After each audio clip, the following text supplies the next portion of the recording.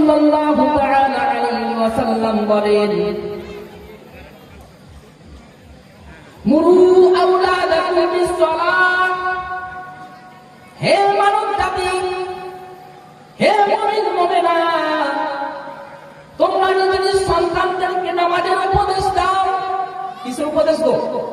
নামাজের উপদেশ। ওয়াহুম আবনাউ সাবঈ সিনিন,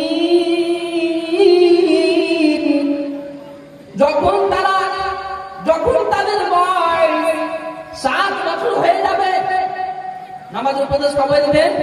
7 বছর।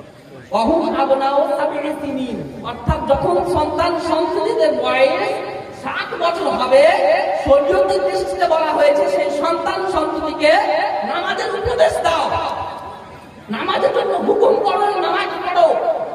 তারপরে সেই হাদিসের মধ্যে বিশ্বনবী কি বলছেন? বিশ্বনবী সাল্লাল্লাহু আলাইহি ওয়াসাল্লাম বলেন, ওয়াদরিবুহুম আলাইহা, এবং তোমার সন্তান সন্ততিকে মারো। কিসের জন্য? আলাইহা, নামাজের জন্য। কখন?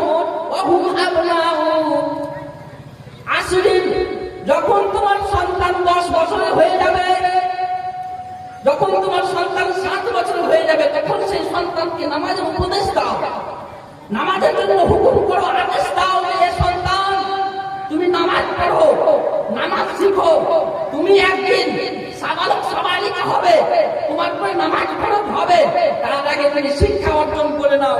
কবে থেকে উপদেশ দিতে হবে? 7 বছর পূর্ণ হলে। 7 বছর যখন পূর্ণ হবে তখন নামাজের উপদেশ দিতে হবে।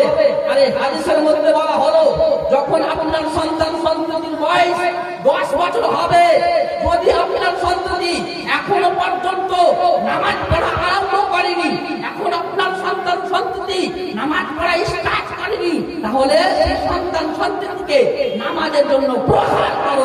সুবহানাল্লাহ, নামাজের জন্য প্রহার করো, তাকে মারো যদি তবুও নামাজ না পড়ে।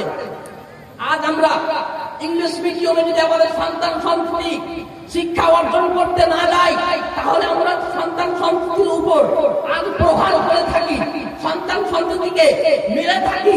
আজ যদি আমাদের সন্তান সন্ততি একজন আপনার ডাক্তারি কোর্স ইত্যাদি কোর্সের দিকে, ইত্যাদি জেনারেল শিক্ষার দিকে আমাদের সন্তান সন্ততি যদি এগিয়ে না যায়, তাহলে আমরা তার উপর প্রহার করি, মেরে থাকি। কিন্তু আজ অনেক পিতামাতা এই পবিত্র মেহফিলে উপস্থিত রয়েছেন, বুকে হাত দিয়ে বলতে পারবো না যে আমরা নামাজের জন্য আমার সন্তান সন্ততিকে প্রহার করেছি, নামাজের জন্য আমার সন্তান সন্ততিকে মেরেছি।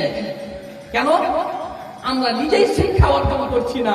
ব্রাদার ইসলাম, এই শিক্ষাগুলো আজ থেকে নিজের দিলের মধ্যে, হৃদয়ের মধ্যে গেঁথে নিন এবং আজ থেকে স্টার্ট করুন।